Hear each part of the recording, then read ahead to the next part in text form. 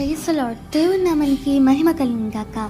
మరి అనుదినము ఆయన వాక్యమును మనకు అనుగ్రహిస్తూ, అనుదిన ఆహారంతో అనుదిన కాపుదలను మనకు అనుగ్రహిస్తున్న మన యేసుకి స్తుతి కలుగును గాక. ఈ దినమున దేవుని వాగ్దానమును మనం పలకరించబోతుంది. యెషయా గ్రంథము 61వ అధ్యాయము 7వ వచనము. మీ అవమానమునకు ప్రతిగా రెట్టింపు ఘనత నొందుదురు, నిందకు ప్రతిగా తాము పొందిన భాగమును అనుభవించి వారు సంతోషించుదురు. వారు తమ దేశంలో రెట్టింపు భాగమునకు కర్తలగుదురు, నిత్యానందము వారికి కలుగును అని దేవుని వాక్యం సెలవిస్తుంది. ఈ వచనంలో ఉన్న ప్రతి ఒక్క మాట ఎంతో విలువైన వాగ్దానము మనకు కనపరుస్తుందంటే, మీ అవమానమునకు అంటే మీరు మనుషుల ద్వారా ఎంతగానో దూషించబడుతూ ఎంతగానో అవమానించబడి ఉన్నారేమో, మరి ఆ అవమానం ద్వారా అందరం కూడా తగ్గించేలాగా మిమ్మల్ని ఎంతమంది మాట్లాడారేమో, మిమ్మల్ని అవమానపరిచారేమో, కానీ దేవుడు ఈ దినమున నీకు ఇస్తున్న వాగ్దానం, నీ అవమానమునకు ప్రతిగా రెట్టింపు ఘనత ఉంటురని దేవుని వాక్యం సెలవిస్తుంది.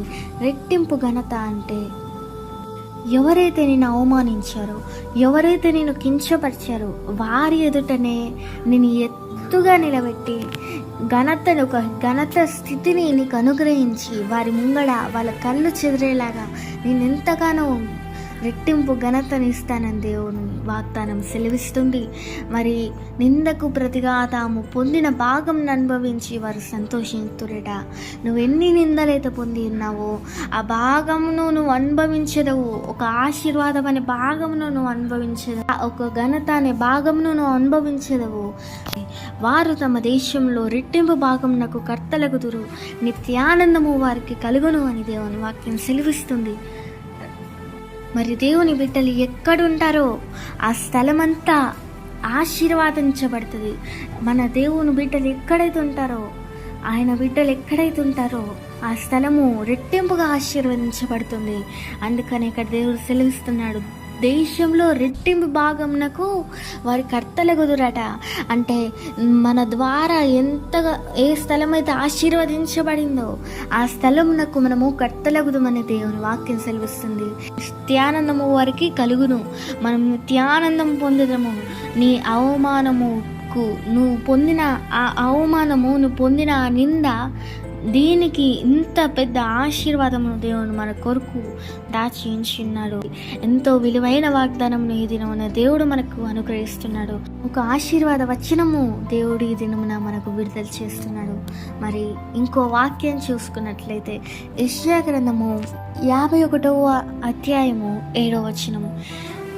నీతిని అనుసరించు వారాలారా నా మాట వినుడి, నా బోధను హృదయమందుంచుకున్న జనులారా ఆలకించుడి.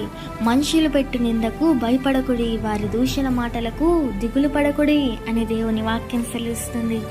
దేవుడు ఇక్కడ ఏం సెలవిస్తున్నాడంటే, ఆయన మాటలను, ఆయన బోధన, ఆయన వాగ్దానములను ఎవరైతే హృదయంలో ఉంచుకుని ఉన్నారో వారితో ఈ దేవుని వాక్యం సెలవిస్తుంది. నా మాట వినుడి, నా బోధను హృదయమందుంచుకున్న జనులారా ఆలకించుడి అని. మనుషులు పెట్టు నిందకు భయపడకుడి, వారి దూషణ మాటలకు దిగులు పడకుడి. మరి దేవుని ఆశీర్వాద వచనం మనకు ఇచ్చి ఉన్నాడు. మరి ఇక్కడ కూడా మరి దేవుడు సెలవిస్తున్నాడు, మనుషులు పెట్టు నిందకట మనం భయపడొద్దని దేవుని వాక్యం సెలవిస్తుంది. మనుషులు పెట్టు నింద అంటే వారు ఎంతగానో మనల్ని తక్కువ చేసి మాట్లాడడం, కానీ వారు లేనిది మనం చెయ్యని వాటికి కూడా మనుషులు దాన్ని సృష్టించి కూడా మన మీద వేసిన నిందని బట్టి దేవుడు మీరు భయపడకుడి అని సెలవిస్తున్నాడు. వారి దూషణ మాటలకు దిగులు పడకుడి అని దేవుని వాక్యం సెలవిస్తుంది.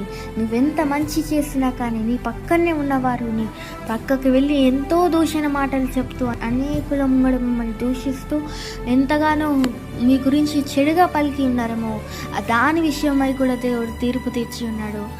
ఆయనను వారి దూషణ మాటలకు దిగులు పడకుడి అని దేవుని వాక్యం సెలవిస్తుంది.